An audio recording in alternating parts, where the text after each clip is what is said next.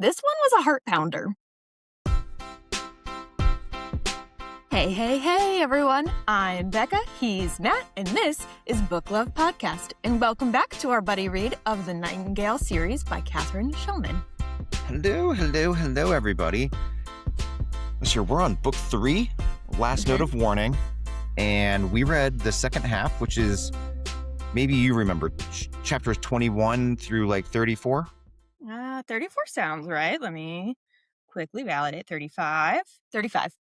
35. There you go. All right. And dang, it was a wild ride. This one was a heart pounder. Like, it was the heart pounder most of the time, too. So we had made a joke at the last one about all the red herrings, and we were kind of able to figure it out. This one, not a whisper. Not a whisper. I had no idea where we were going. I was like, I think this is going to end bad. And I didn't like that. That's why it took me so long. I was like, this can't end bad. There's a fourth book. It cannot end bad. But I don't see how it will end good. I definitely read the last page at one point because my anxiety was so high. When did your anxiety peak? Probably like chapter 25-ish, 26-ish. I think it was somewhere around the 2 days left. And I was like, how? She's got 48 hours. How? Mine started peaking immediately in chapter 21 when we, or maybe it was 22. I don't remember exactly when we have the masquerade party, essentially. But it was like we picked up the book and I was like, oh, no bueno, bro. Yep. That was right. That was chapter 21 when we walked into the masquerade. So I picked our stopping point at part 1 because I was like, oh, this is perfect. A masquerade party is going to be an event, and this is like leading up to it. This is great. It's going to be a turning point. I wasn't expecting the masquerade party to be the heart pounding, almost unalive yourself type of situation. It was terrifying. She's got balls. She's got more balls than I've got. I'll tell you that much. I couldn't have done it. Absolutely not. Vivian is vivacious. Mm-hmm. And I think more than anything with this book, I feel like there's more stuff to talk about in this book than the previous 2 books. And if I may, and I'm curious to see how you react to this statement, I'm not sure if this is my favorite of the 3 or my least favorite of the 3. So, before we get into the deep dive, do you want to recap? Our story unpauses on the morning of the masquerade party with only 3 days of freedom left. But before the party, Vivian makes her final dress delivery of the day to, you guessed it, Miss Hattie Wilson. Vivian is left to wait for Hattie in a very unusual sitting room with multiple entrances and exits, where she's able to overhear Hattie speaking with Evangeline Buchanan, who, by the way, is Huxley Buchanan's wife. I totally messed that up in part 1. Don't know how. But anyway, we get a huge info drop from this. Evangeline Buchanan is indeed having an affair, and she couldn't possibly have offed Mr. Buchanan because she was with her boy toy that morning. Also, she knew exactly how Huxley was leaving his estate, but you know who shared a drink with Huxley nearly every night? Corny Ruxburgh. Pretty perfect for poisoning, wouldn't you say? I would say. And I would also say that Hattie set the entire damn thing up. And then she tells Vivian that Vivian owes Hattie another favor. After borrowing the dress from Beam, Vivian and Leo meet up with Mags, who takes them to Jimmy's house where she can change clothes and collect the tickets that Jimmy attained for them. Mags changes into a man's tux, and Jimmy transforms himself into Annabelle Lee. And then and only then do the 4 of them set off to Harlem for the Hamilton Lodge Masquerade. Inside is a bunch of people of all races and colors, a sea of humanity, some might say. Men are dancing with men, women are dancing with women, everyone is flirting with anyone, and there isn't even an attempt at hiding the booze. Mags entices Leo to dance with her, and Annabelle Lee takes Vivian over to a group of very lovely ladies who may or may not be wearing wigs, so that Vivian can hear the latest gossip and try to find corny Rokesby. Eventually, Vivian splits off and begins exploring, always on the lookout for Roxbury or a known associate. While dancing with a man, she spots someone uh, Roxby had been speaking with that earlier that evening and follows him down the stairs to the basement, where she is stopped at the door that requires a passphrase. And this is where my sleuthing for the evening would have come to a halt. But remembering Rokesby's appointment book and all of the double X events, one of which was occurring when Huxley Buchanan was murdered, Vivian guesses the correct passphrase and gains both admittance to the room beyond and a mask. I literally have no idea how she guessed this passphrase correctly. Mm, Literally. hmm So it turns out it's a high stakes gambling room filled with rich people, and Vivian spots Rokesby almost immediately because of his memorable red hair. I love how Rokesby has the red hair and Vivian's the Irish chick. Yep. But just then, the man that Vivian had just been dancing with earlier enters and immediately recognizes Vivian. Vivian gets him chatting, and he confirms that Rokesby had lent a bunch of money and was gambling most of the day that Mr. Buchanan had died.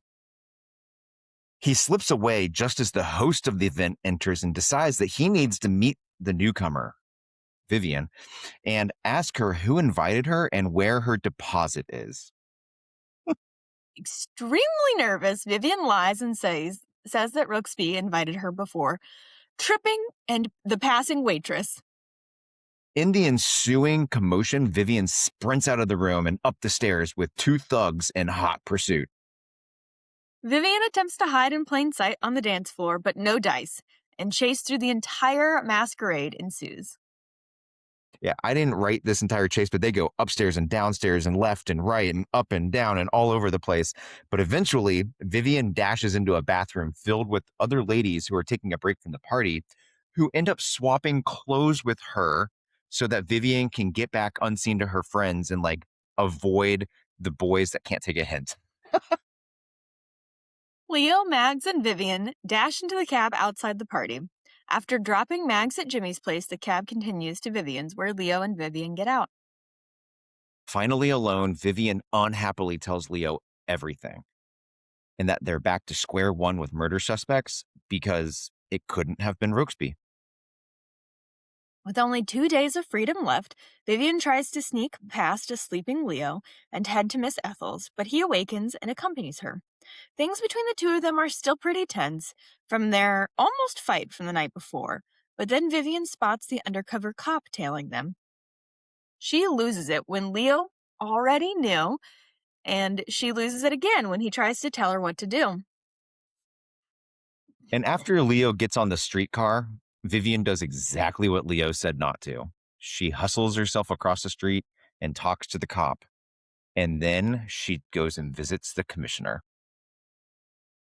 The commissioner still doesn't believe her because the entirety of the Buchanan household tells a different story than Vivian. The commissioner essentially tells Vivian to say goodbye to her friends and family. Outside the commissioner's place, Vivian runs into Levinsky and gets him to help her by looking into Mrs. Buchanan and the Buchanan staff, as well as Corny Rokesby's gambling problem. And then she heads off to work. Such an eventful morning. After Saturday deliveries, Vivian heads back home where Flo is waiting for her because she received a letter from the medical examiner with details about what happened to their mother and an address of the person who claimed her body. After running errands with Flo, Vivian decides to make nice with the cop that has been following her. His name is apparently Edison, and Vivian gets him to take her to lunch before she heads off to the Nightingale. For fun, not work. And then Edison just follows her inside because he's got to collect the bribe money from Honor. I love how they're so Absolutely awful, upfront about it. right? Yes. Yes. So outrageous that she convinces him to take her to lunch. Like, what? I'm a murder suspect. Take me to lunch. Anywho, speaking of whom, Vivian and Honor share a dance together that evening, with Honor seeming pretty sentimental. After they say goodbye and I love you without using any of those words, Vivian goes and sees B in her dressing room. Vivian updates B on all the latest info, and the two decide that the staff must be lying about the older maid telling Mr. Buchanan about her visitor. B does admit, though, that nobody of that age or description works there, but B agrees to sneaking Vivian back into the house. Looking for a drink to relax, Vivian goes to the bar, but finds zero relaxation because a very pissed off Leo can't believe that Vivian spoke with the commissioner against his very express wishes. Their quasi-argument is interrupted by Levinsky, who tells Vivian that she was correct about Mrs. Buchanan and Morris, but he came up empty with the staff. Pressed, Vivian decides to dance the rest of the night away with Leo as an escape. The next morning, also the last morning, Vivian anxiously awaits for the funeral procession to leave the Buchanan residence so she can slip back in the door with B. I'll just say that I really liked this detail, that it's been almost a week since the murder and it's just now the funeral. That was a really nice writing. Mhm. Together, and Vivian rifle through Buchanan's desk drawers looking for proof of the maid's existence, but no dice. Vivian does find a curious letter from Corny Rooksby, as well as a stack of letters from Honor's mother. A Vavidel? How would you pronounce it? Vaudeville. Vaudeville. A vaudeville actress named Margaret Diamond, and one of the letters even has a 20-year-old address on it. It seems that maybe Honor's mother never passed away from the influenza like we maybe were led to believe. And then they are interrupted by the housekeeper demanding to know what Vivian's doing there. Making sure that B is still out of sight, Vivian talks her way out of this one too, getting the housekeeper to divulge the name of the elderly maid. Maggie Chambers. In negotiation, Vivian receives the maid's reference information in exchange for Vivian's departure from the house. Even though the reference ends up being a fake, Vivian shoves both the letter and the reference under her pillow when she gets home, and then she heads downtown. Vivian spends her final afternoon of freedom with her sister, who tells Vivian that she attempted to make contact with the person who claimed their mother's body. And then she spends her final evening of freedom dancing at the Nightingale.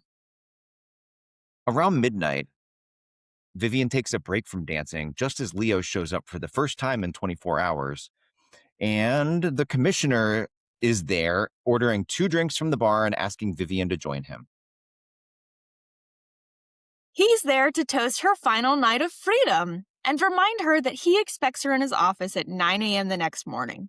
Or don't you worry, he'll go after her family and friends. 4 in the morning. I love how detailed this night is with timeline, by the way.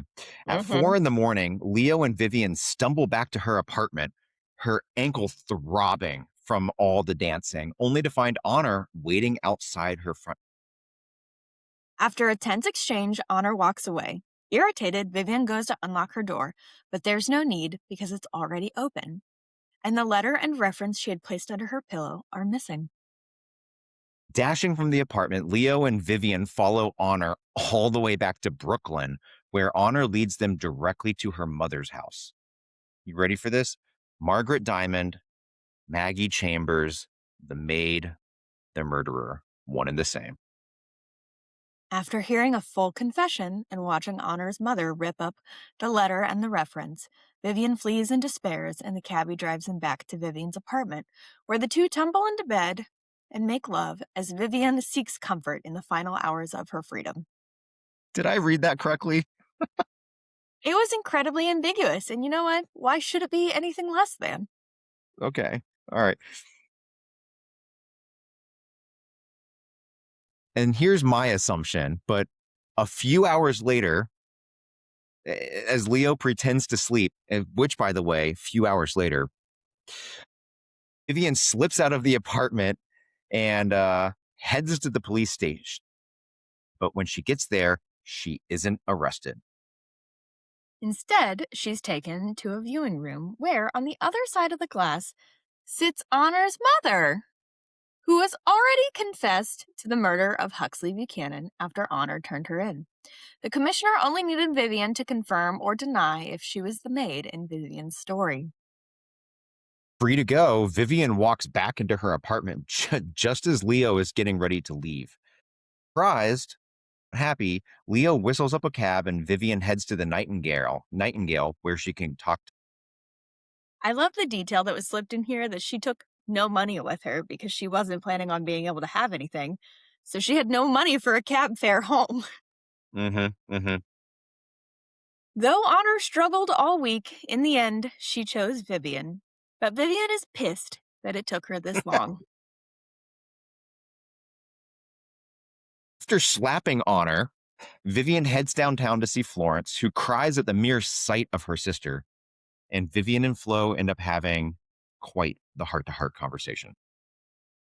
Vivian asks Flo what she'd do if Danny, the person she loved most, did something unforgivable. Flo says that sometimes forgiveness is a gift we choose to give rather than something that is earned or deserved. You just have to know if you love the other person enough to give that gift. After we all have a very good cry about that, and then after Vivian feels the baby kick, she leaves because she forgot all about her little job at Miss Ethel's, and now she's late. Vivian's last delivery of the day is to Miss Morris, where Hattie Wilson just so happens to be having a business discussion with an irate Mr. Morris.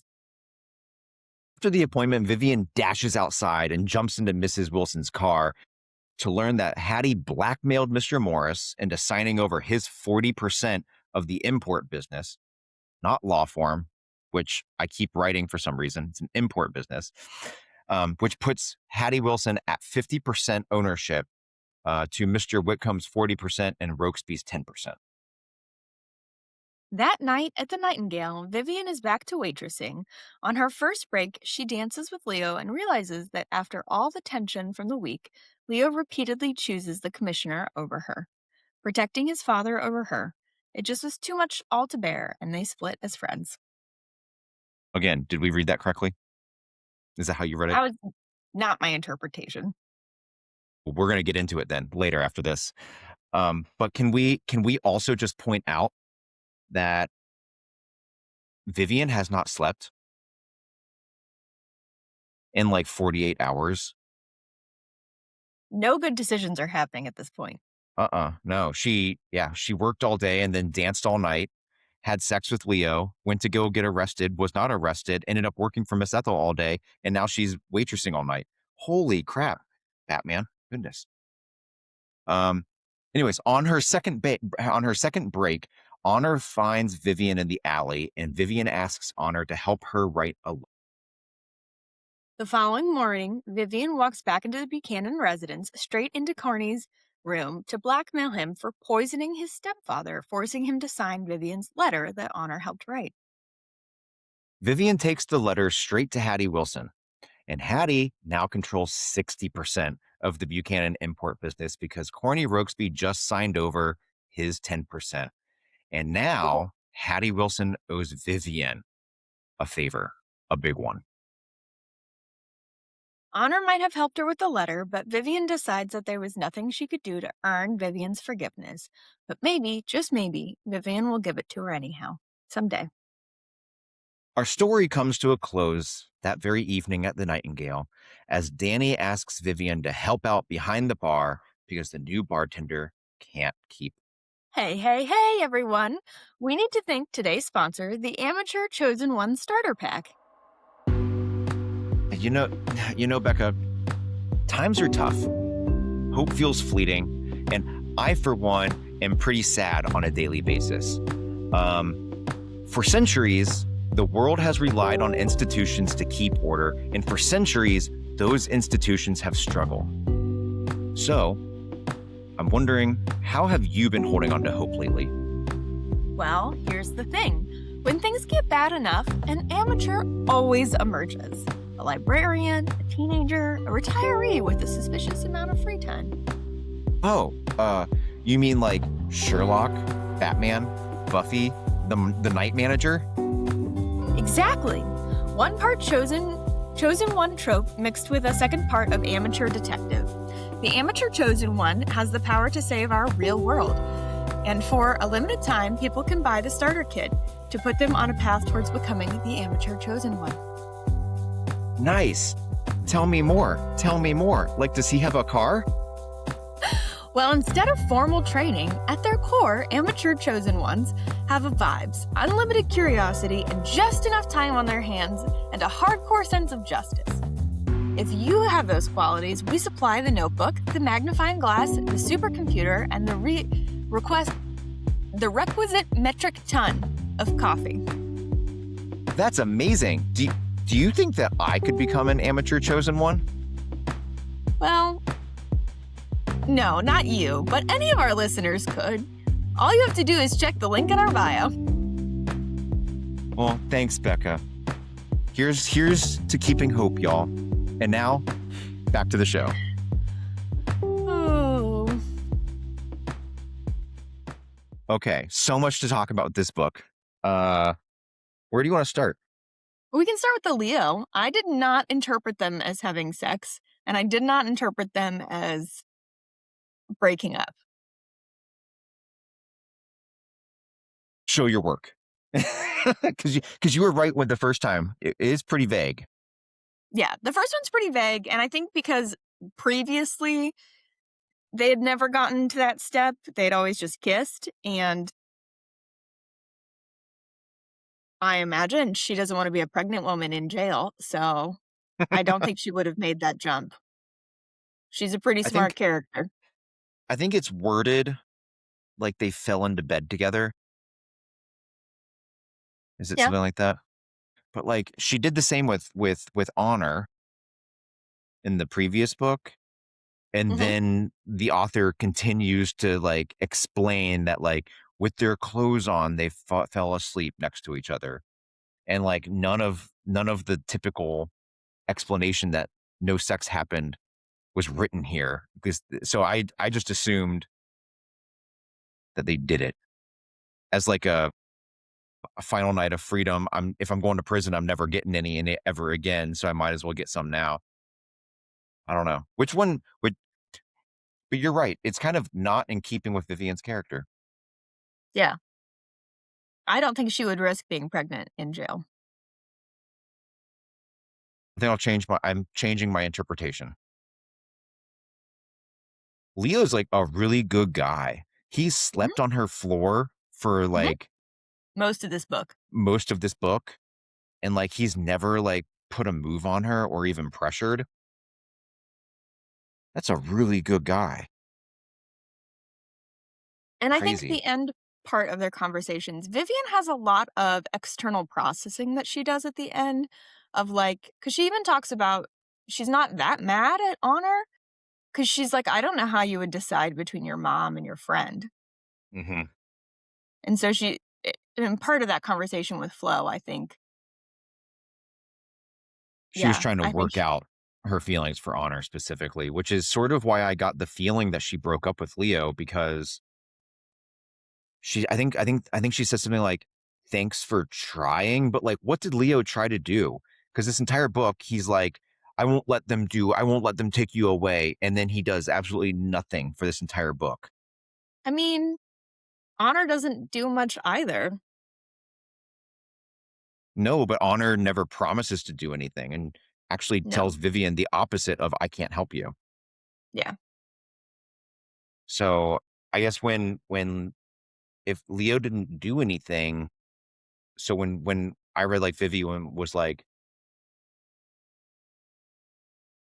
"Thanks for trying," and Leo was like, "No problem. Still friends?" Question mark. And she's like, "Yeah, still friends."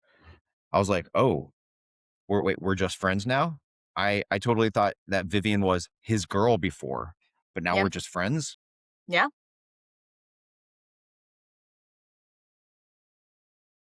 Eh, I don't know, it's but they also, like, complicated. never were fully in a relationship. Like, yeah, she was often called his girl, but that was by external parties. Like, they never defined it really between them. That's true.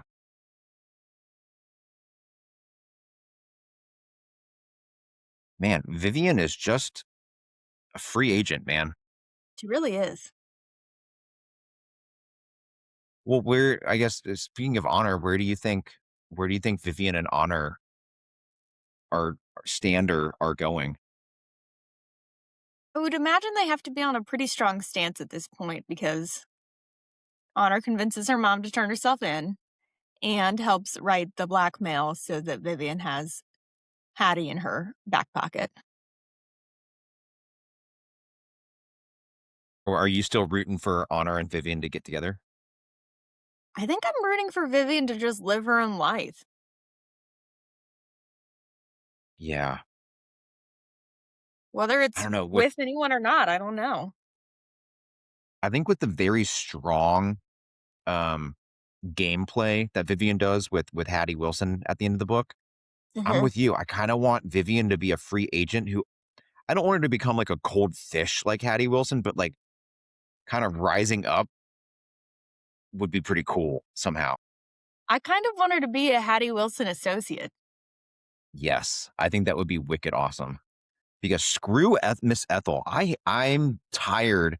I know it's a really good amateur sleuthing vehicle for the deliveries and stuff, Yes. but screw Miss Ethel. Yeah. She's annoying. She's so petty. Um, and given that the tabloids seem to be as awful as they are, I don't know how nobody seemed to know that Vivian was a suspect in the murder this entire book. Yeah. But it also sounded like they were holding off press because the commissioner kept saying, I need to give someone over to the press. So it sounded like he hadn't yet given her over. No, he hadn't. And I don't know what a jerk. I must be too much of an idealist because like why do you sentence because like the commissioner and Levinsky and like all the cops she meets, none of them think she did it, Yeah, and they all admit it out loud to her, correct. and then say, "But we're going to turn you in anyway because we got to close the case." Yep. That's horrible. People are horrible. Peop- I, thanks, mom.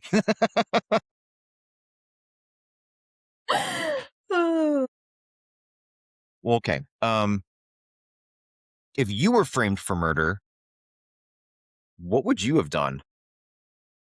I would have lost my mind. I would have become incredibly paranoid. I don't know that I would have solved the case.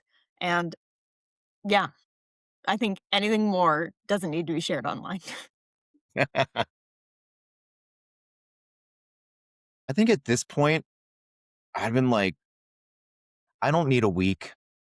Give me like 2 days. And then you can give me my nice, comfy room and 3 square meals a day. And I don't have to pay rent anymore. Bring it on.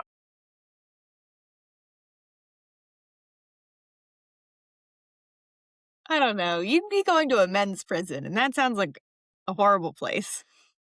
I just wouldn't shower. And then there's no chance for anybody to drop the soap ever. Not that a women's prison is much better, but at least I would get to go to a women's prison Maybe you can cut some deal and you can go to a cushy prison, whatever that for supposedly means. right for tax dollar crimes. Yeah. Did you by chance read uh what's it called? The author's note at the end? Yes. Yeah. So like the LGBTQ atmosphere of the masquerade party is like historically accurate. Yes, and that they happened all the time. How cool is that? I think it was phenomenal. The author's note at the end kind of helping to describe and add a little context. I actually read it probably about the middle of the book because I was like, I'm still interested, but my heart rate is pounding, so I need to read something. Um, yeah, I think in the author's note, my favorite part of it is that it's not just that these balls happened all the time. They were very publicly known, and the cops showed up as like security for it. It Mhm. was not an illegal thing, even though it was 100% illegal at the time because of the booze. But like it was just so well known that you had all these different races cross dressing, open homosexuality, Mhm. and everybody was just like, it'd be fun, y'all. Yeah. That's awesome. Yeah. Why why can't why not now? Well, it should be. It should just always be this way, right? Agreed. Yes. Yes, that's what I meant by why not now. I know. I know.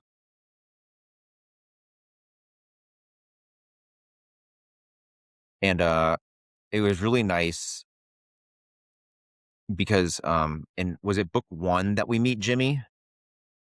And Jimmy Yes. has the "I'm not the marrying type" comment, and it's all like hush hush. I really like the fact with the series, he comes back and now it's very open and it's no longer hush hush. And I like that Yes. kind of progression. I think that was really fun. The And that interweaving of insig. brings questions about Mags. I got the impression that Mags was just doing it for fun, for kicks. Mhm. Okay, so it's not like she's not a female version of Jimmy. That's I not don't how you think wrote it. so. Yeah, No. I just get the fact that she's doing it for kicks. It's all good. Yeah. I did not read her as a drag king.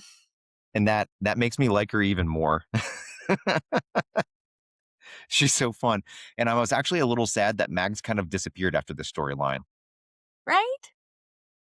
She didn't go back to the Nightingale to, like, have a drink to find out why we Mhm. rushed out of the party. But hopefully we see her in book 4. Hopefully. So both Leo and Honor kind Mhm. of choose their family over Vivian. Honor obviously kind of relents at the, the 13th hour, Mhm. um, or the 25th hour or whatever. But Leo sort of never does, even though he's there on her side the entire time, but is never actually on her side the entire time. So, and Vivian's hurt by this. And I want your take. Is choosing your family over your significant other, even when your significant other isn't formally your significant other, is that a deal breaker? Or is that just natural? I think it depends on the quality of all those relationships, right? It's why we it's why Honor ends up turning her mother in, I think, because I don't we get a little bit in that storyline that her and her mother don't really get along anymore. So, okay, so you've been married for, oh goodness, 6 years, 5 years, 5. five. Would you, if I'm sorry, if your husband chose his family over you now, as opposed to a year into dating, is there any difference? Would you I react think so. differently? Yeah. A year into dating, he should be choosing his family over me. And in fact, I think he was. That's why we saw his family all the time. Now, no, but I think that's also hard. I've never really not wanted to be with his family, right? So like we've not been in that position to have that feeling. Just feels like such a weird thing given that I think at this point, Vivian has only been tangentially around Honor and Leo for roughly a year over the course of these 3 books. And is more of an employee for Honor than anything else? Such a co I will, I know this sounds like a negative, but I mean this as a positive in the concepts of and the context of writing and whatever. That is a complicated ass relationship. Mhm. Okay, last deep question. Um, and I think this was sort of also one of the crux of the book. Uh, what is your opinion? Is forgiveness something earned, something deserved, or something freely gifted? And Freely why? gifted. I think it's freely gifted because of how it weighs on the conscience of someone else. Like, you can't change someone else's actions, but if someone does something wrong to you, it often provides peace to give forgiveness and to create distance than to continue to stew. So I think from a perspective of creating closure for yourself, it's giving forgiveness. Do you think there's a line where you can give forgiveness, but if the line is crossed, you can't give forgiveness? I think you can always give forgiveness. It doesn't mean that that relationship will be maintained, though. I think you can give forgiveness and then walk away. Yeah, I've been struggling with this question recently, because it's just this concept of if you if somebody is forgiven, does that necessarily change what happened? And if what happened does not change, what ultimately is forgiveness worth, depending upon what the thing what like, for example, if I come home from grocery shopping and I catch my best friend, um, rapinging my significant other, I could forgive him, but, like, that still happened, and it can't unhappen now, and so what is my forgiveness worth? Like, and I have to make the example hyperbolic in my mind for understandability, um, but, I do think it's a very poignant question just because we end up kind of insinuating that Vivian was the person that did something unforgivable that Flo ended up giving forgiveness for because of love. What did Vivian do? That was implied and I couldn't remember the moment. Damn it, I was gonna ask that question. I don't have an answer, I can't remember. I was Um, like, Flo's the one who committed murder. I don't know. I don't because Flo is such a buttoned up lady that, hmm like, was it just Vivian leading that different lifestyle that brought Roy to the apartment and she had to forgive Vivian for? Or Maybe, which is fair because otherwise she would have never had to have commit murder. but I can't remember what Vivian did. I don't know if it's something that we read about or if it's something off page, No idea. but I thought that was like a I wasn't expecting the book to be that deep. Hmm. I suppose, that brings me back to is is this your favorite book of the series? Or is it your least favorite book of the series, or is it right in the middle? Probably right in the middle.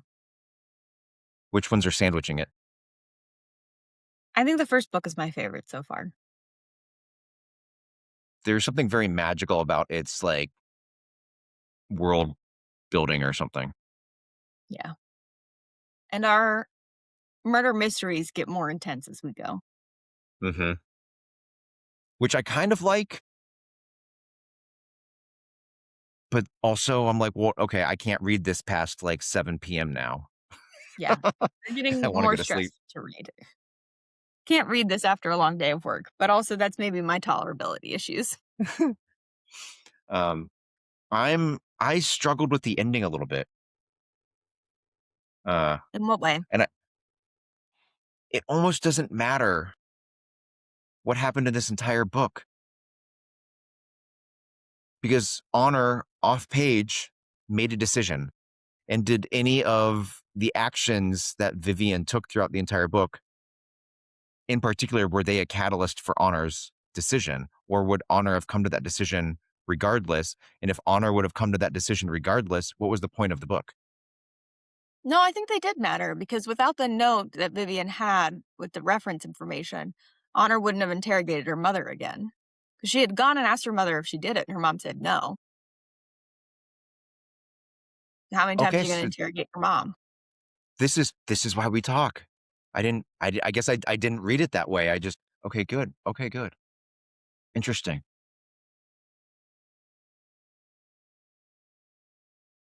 Huh. I guess every time I read an amateur detective book, it's always like the amateur is saving the day. The amateur detective saves the day, and Vivian didn't save the day, which I guess she did save the day because she found that note. Look at you, eagle eye, Becca. I got some of these details. But like otherwise, I think it was the best book of the series so far. Like it definitely that the first book definitely has a magical quality to it. Mhm. But this one had like tension. I really liked the timeline, the countdown. Yes. The formatting of the book was well, It was the most intense, but it was still cozy. Like it was borderline. yes, it It was was still still the cozy. same borderline cozy. Yeah. Um.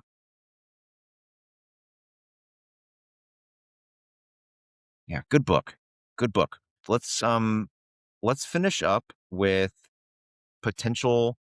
What do you call them? Predictions. Um. I know I kind of skipped one question, but I figured maybe we could wrap it up into predictions. But do you have anything before we get into predictions? No? Okay. What are your predictions then? Vivian's gonna be a bartender. Yes, we agree. All right, cool. We're going to find out more about Florence's mom, Vivian Florence's mom. Somehow that contact is gonna get us connected. Um, we're still gonna be in a situationship with All Leo three of them. and Honor. Yep. And I don't think it's gonna get solved by the end of the book. I think we're gonna stay in a situationship. Or maybe Leo moves back to Chicago and that's how it ends. Who knows? That'd be interesting. Flo is gonna have her baby and it's gonna be mass chaos. Yeah, I can imagine that's how the next book starts. Hmm. Yeah. Ooh, what if there's like some mystery that comes out of the hospital? Could be. That would be interesting. Anyway, If she goes to the hospital to have a birth. I think at this time period, people still did home births. okay. Good point. The Last Dance Before the Dawn doesn't give me like a lot of information. Like there's no note thing or anything. The title of that book almost makes me think it is the final book. Yes. Yeah. Like Last Dance makes it feel like it's done, like Vivian dies or We something. made we made it to the end of the night. But like Katharine Schellman has another series of books called the Lily Adler Mysteries set in Hmm. like Regency, England. And she is actively, I think she just finished editing two, like one more. She got contracted to write two more randomly. And she wrote the Lily Adler ones before the Nightingale, I think. Okay. And she just got contracted to write two more of them. And she just finished book five, the editing process. If you, I follow along on Instagram. Uh, which makes me think that like maybe there's more Nightingale books coming, but Last Dance for Dawn really feels like a final title, Yes. which is weird because we have the last drop of Hemlock and we have the last note of warning. So it's like Yes. a theme, but Last Dance makes it feel Yeah. final. Hmm. Um, I think my only prediction for book four that you didn't mention is I'm very much predicting that Vivian becomes more involved in Hattie Wilson's world. Yes. I want I don't that. know if that's for good or bad, but I think it's gonna be cool. How do you think the murder goes down? We've had a poisoning, a stabbing, and a shooting.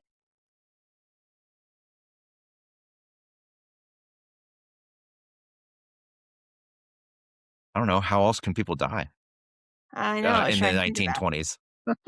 It's like, oh. Um, because it's got to be stereotypical for literature. Hmm. Hmm. I was gonna say disease is the next thing that comes to mind, but you can't really murder. I mean, you can, but no. Yeah. I don't know. That could be really interesting, just given that one of the things that Katharine Schellman has been doing is she's been using this medical examiner coroner figure. And if you read the author's note in like book two, I think it was, this is a Hmm. real dude who like was the one who found all of this forensic ways to prove intent and cause of death with different diseases and poisons, and really advanced the whole CSI thing. Mhm. Um, and I think Katharine Schellman, I think the author really likes to kind of lean into that a little bit. Mhm. And so who knows? It could be some like really early instantiation of a contagion. Could be. That could be interesting. But I don't think we go back to the Nightingale for another murder. No. I think we're distancing ourselves away from the Nightingale more and more. And that's just like a nightlife culture thing at this point. Mhm.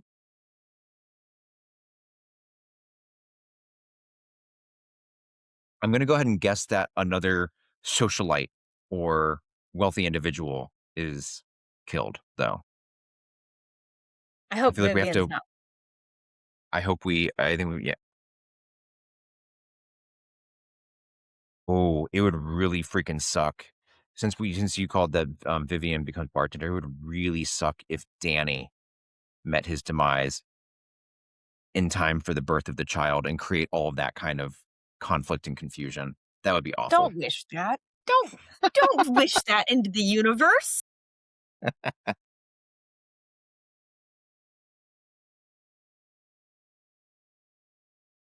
But yeah, otherwise, Hattie Wilson, bartender, Florence's mother, backslash the person that claimed her body who could or could not be their father, who knows?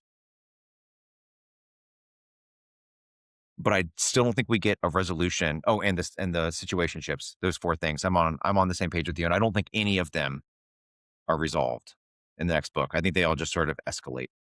Well, And I shall we think put a that's a good bookmark in it? place to it's a good place for it. Yep. Well, sounds good. We'll be back next week with part 1 of book 4, The Last Dance Before Dawn. Don't forget to leave us a comment, send us an email, all that happy stuff. Our contact info is in the description down below. Thanks for listening. Until next time. See you later.